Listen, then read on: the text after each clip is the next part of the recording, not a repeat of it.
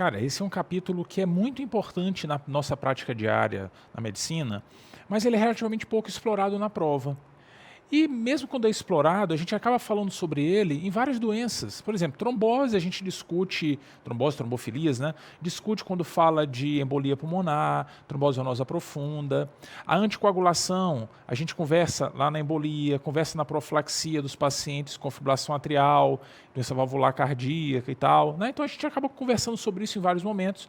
Mas eu queria aproveitar um tempinho curto para a gente fazer um resumo sobre alguns aspectos relacionados a esse processo de trombose, anticoagulação, alguns pontos, algumas mensagens específicas, pontuais, emblemáticas para a gente não esquecer, já que a gente vai fazer essa discussão parcelada dentro de vários assuntos. A nossa vida, ela é o tempo todo de trombose e sangramento, né? O tempo inteiro isso está acontecendo com a gente, o tempo inteiro. É uma balança. No momento a gente tem um sangramentozinho aqui, aí vem um evento trombótico para compensar, corrigir o sangramento, depois um outro sangramento pequenininho, trombose para consertar, mas às vezes isso pode pender para um lado. E o lado que importa aqui é o da trombose, né? Pode acontecer alguma coisa que nos induza a ter eventos trombóticos. E a gente conhece isso. A famosa tríade de Virchow, que a gente estuda lá na patologia, a tríade de Virchow diz o seguinte, olha, se você tiver um desses 3 fatores aqui, fique esperto. Você está quase lá. Porque se você tiver 2 desses fatores, ou todos eles, você é um candidatíssimo a ter um evento trombótico.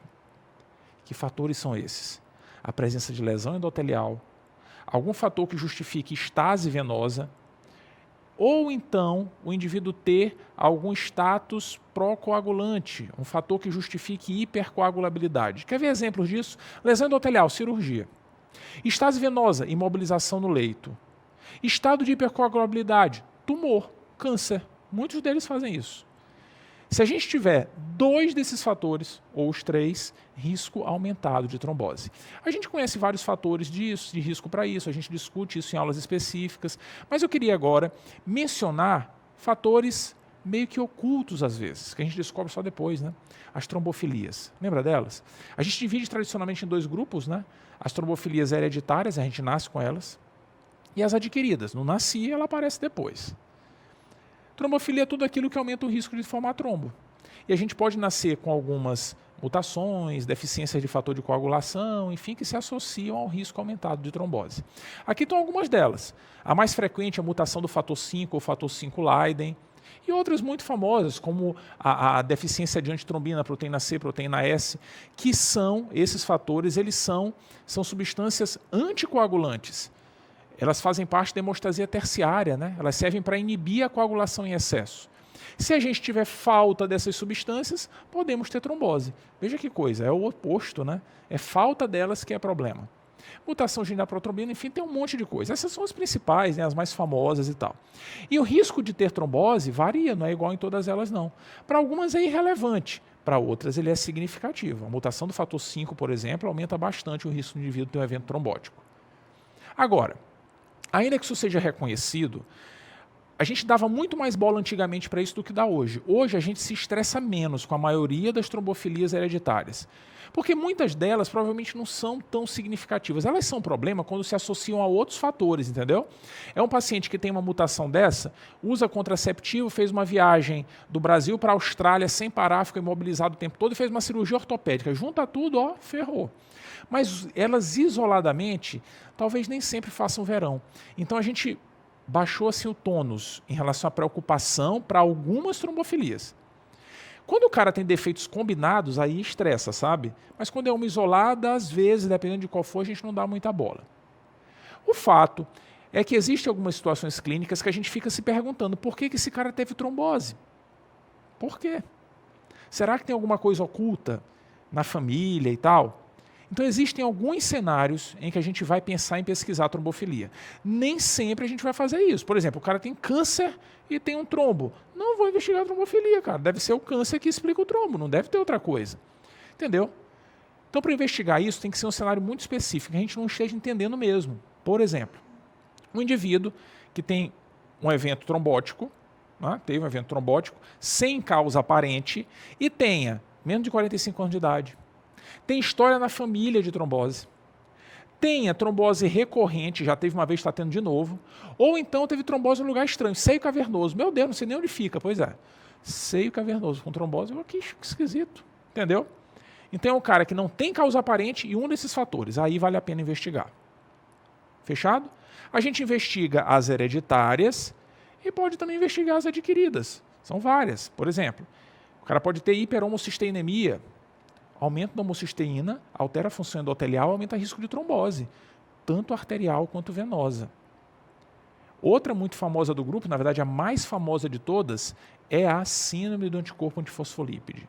Cara, essa aqui é o bicho. É o bicho, tanto que a gente vai ver umas mensagens dela, né?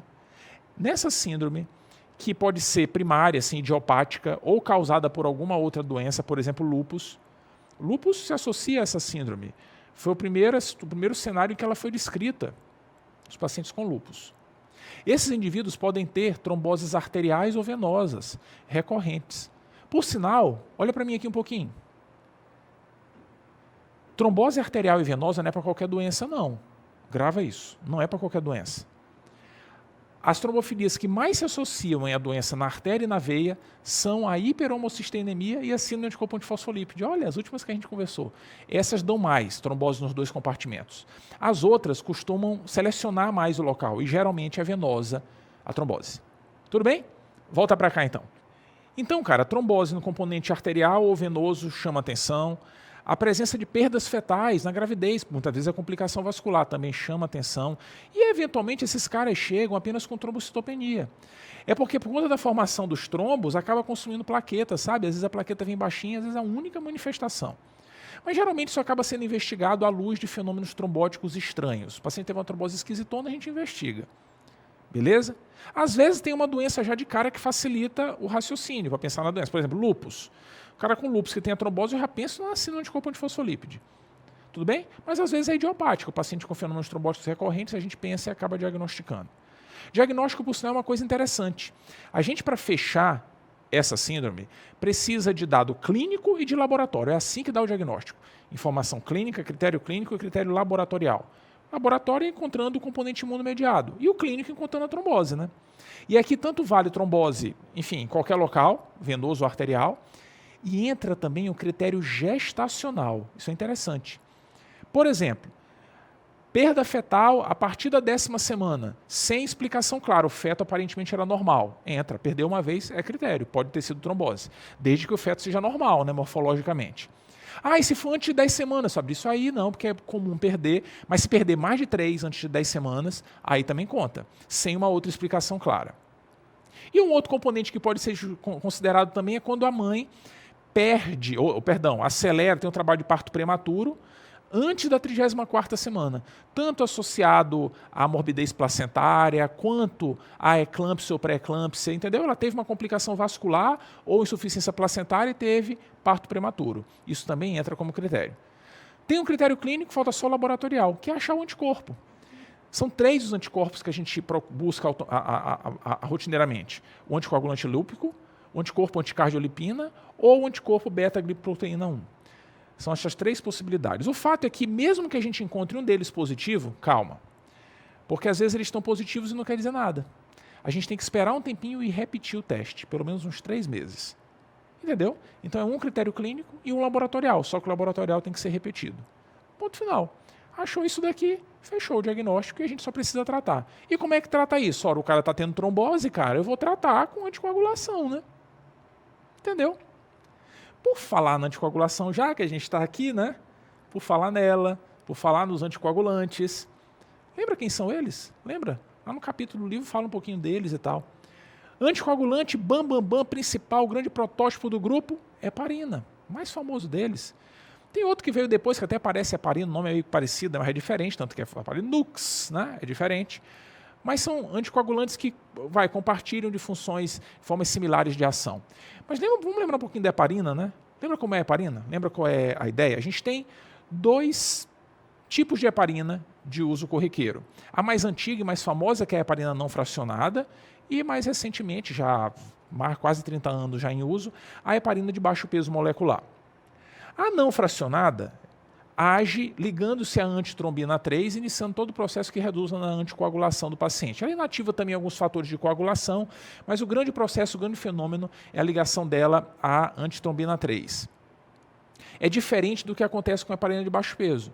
A heparina de baixo peso, por exemplo, a enoxaparina, a dalteparina e tal, ela inativa diretamente o fator 10.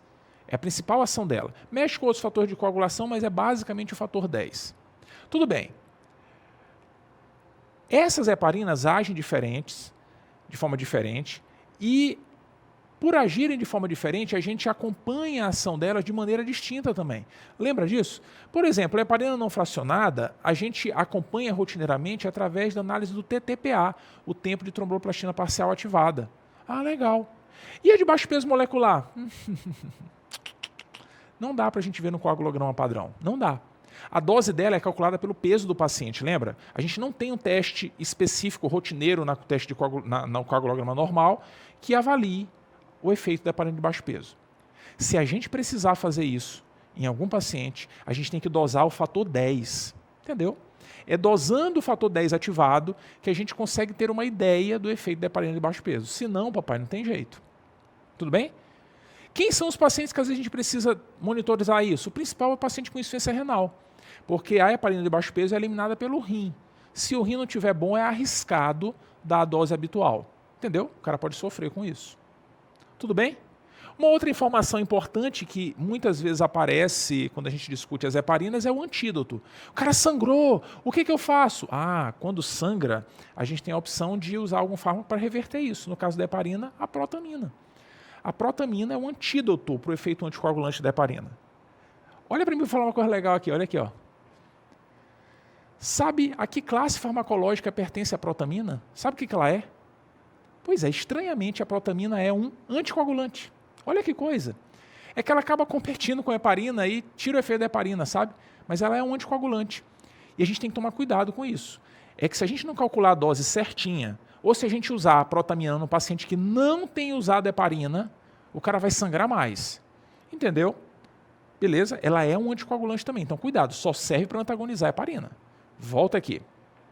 Muito bom. Então, muito cuidado com a protamina. Quando a gente vai calcular a dose, é 1 mg de protamina para cada 100 unidades de heparina. Essa é a dose padrão. Mas não vem ao caso a gente discutir o esquema específico e tal. Já a heparina de baixo peso, ela não tem um antídoto específico. Não tem, só para ela. Mas a gente até pode usar a protamina. Ela consegue reverter aí 60%, 70% do efeito da heparina de baixo peso. Enfim, para a gente lembrar algumas coisas dessa classe farmacológica. Agora, mais do que isso, quando fala de heparina, cara, não dá para não mencionar, para não lembrar da trombocitopenia relacionada à heparina. Não dá. Não dá. E veja que quando a gente mudou de slide, né, a heparina de baixo peso quase sumiu, né? Ficou só não fracionada aqui. Porque, de fato, esse fenômeno acontece muito mais com a heparina não fracionada que com a de baixo peso. Há muito mais. Esse fenômeno é um fenômeno imunomediado, com a formação de alguns anticorpos anticomplexo plaquetário, e induz a formação de trombos. E aí acontece a mesma coisinha que a gente conversa quando forma muito trombo. O cara forma muito trombo, obstrui a circulação, e esses trombos em excessos, por conta desse complexo, enfim, essa resposta imunomediada contra o complexo plaquetário e tal, esse excesso de trombos consome as plaquetas. E o paciente fica com plaqueta lá embaixo. Olha que coisa. Plaqueta cai, ele está cheio de trombo no corpo e começa a sangrar. Meu Deus! Tá vendo só? O cara tem trombo e sangra. Tem um monte de doença que faz isso, né? CIVD faz isso e tal. Aqui é a mesma coisa. Essa manifestação é uma manifestação grave, porque ela é diretamente induzida pelo fármaco, essa estimulação imune inicia pela heparina, e a gente vai ter que tirar a heparina, cara. E aí é uma droga, porque o cara está cheio de trombo. Não dá para ele ficar sem remédio. Sacou? Então isso é um problemão na prática diária. Geralmente ele costuma surgir depois de 4, 5 dias de início da heparina. E pode ser qualquer dose, profilática, terapêutica, qualquer dose. E a gente geralmente observa com a redução da contagem de plaquetas absoluta, menor que 150 mil, ou a redução proporcional. Ah, ele tinha 200 mil, agora está com 100, entendeu? Reduziu mais de 50%, a gente valoriza esse achado. Tudo bem? Então, grande informação aqui é estar usando heparina. Às vezes, a heparina na diálise. Viu só? Usa uma quantidade pequenininha, pode gerar trombocitopenia induzida por heparina. E aí é uma catástrofe. Na questão, às vezes aparece um paciente que está internado e começa a ter está usando heparina por alguma coisa, e aí o cara começa a ter plaquetopenia e começa a ter fenômenos trombóticos. Cara, baixou plaqueta com fenômenos trombóticos, está usando heparina, tem que pensar nisso aqui. Tudo bem? Tem que pensar nessa possibilidade. Então, o grande ponto é que esses indivíduos têm risco de trombose para valer, tanto trombose venosa quanto arterial. A gente vai tirar a heparina, que é para voltar a contagem de plaquetas para o normal, mas tem que fazer alguma coisa, senão o cara vai trombosar, né? E aí o que a gente vai fazer então? Tira a heparina, beleza. Não vamos dar varfarina, anticoagulante oral, não vamos dar varfarina, porque a varfarina ela pode ter um efeito procoagulante na fase inicial. Ela pode interferir nos níveis de proteína C e S, que são proteínas anticoagulantes, e isso pode atrapalhar o caso. Não esqueça a varfarina. Tem que usar uma coisa que haja direto mesmo, né? E aí a ideia, a recomendação é usar um inibidor direto de trombina. Lepirudina, argatobran, são fármacos derivados lá da sanguessuga. Né? Diretamente lá da sanguessuga. Tudo bem? Eventualmente a gente pode até considerar o Fondaparinux, que é uma heparina parecidinha, mas ela não estimula esse complexo antigênico. O Fondaparinux, ele antagoniza diretamente o fator 10, parecido com a heparina de baixo peso, mas ele não estimula essa resposta inflamatória do indivíduo, essa resposta imunológica do indivíduo. Tudo bem? Então, muita atenção com as heparinas, principalmente com a trombocitopenia relacionada a ela. Um fármaco que a gente usa muito na anticoagulação é o antagonista da vitamina K, né? A famosa varfarina. Lembra como é que ela age? É só lembrar da cascata da coagulação. Calma, a gente não vai discutir cascata de coagulação. É porque algumas provas já perguntavam, agora parou até um pouquinho de questionar isso. Onde que ela age? Ele antagoniza alguns fatores de coagulação. Os 2, 7, 9 e 10. Desses, o que tem mais impacto é o 7. Porque a minha vida dele é curtinha. Quando antagoniza, é um Deus nos acuda. Entendeu? Deus nos acuda quando antagoniza o fator 7. Por conta disso, a maior interferência do efeito da varfarina, dos antagonistas da vitamina K, é na via extrínseca da coagulação. E por isso, quando a gente quer avaliar o efeito da varfarina, a gente mede a atividade de protrombina. Beleza? Lembrou disso, né? A ideia era só essa, lembrar que a gente monitoriza pela atividade de protrombina. Diferente da heparina não fracionada, que é pelo TTPA. Tudo bem? Fechou? E mais recentemente surgiu uma classe de fármacos que a gente insiste em chamar de novos anticoagulantes orais, mas o nome certo é anticoagulantes orais diretos. São fármacos que agem diretamente em algum ponto da cascata de coagulação e que já tem uma série de indicações aprovadas. A gente discute nas aulas específicas. Profilaxia de evento trombótico na fibrilação atrial, embolia pulmonar e tal. Mas só para a gente lembrar uma regrinha interessante deles. Esses são os principais, ó. A dabigatrana, a rivaroxabana, a pixabana e a doxabana. O nome é estranho, né? Pois é, mas eles foram fabricados assim para a gente nunca esquecer qual é o mecanismo de ação deles. Lembra aí, ó. Lembra aí, anota aí que já caiu em prova. Já caiu em prova recente. Esses são os principais, olha como é que eles agem. Dabigatrana, que tem o T maiúsculo, inibe quem? Inibe a trombina, cara. Por isso que tem um Tzão ali no meio. Os outros, rivaroxabana, pixabana, edoxabana, que tem um X no meio, sabe o que é que eles inibem? Diretamente o fator 10. Olha que legal. Está no nome a resposta. Tudo bem? Cada um deles tem uma forma diferente de usar, a gente discute isso nas aulas específicas, não é o ponto agora. Agora era fazer esse apanhado geral, fazer um link aí sobre esses assuntos, que são de fato muito importantes. Um grande abraço.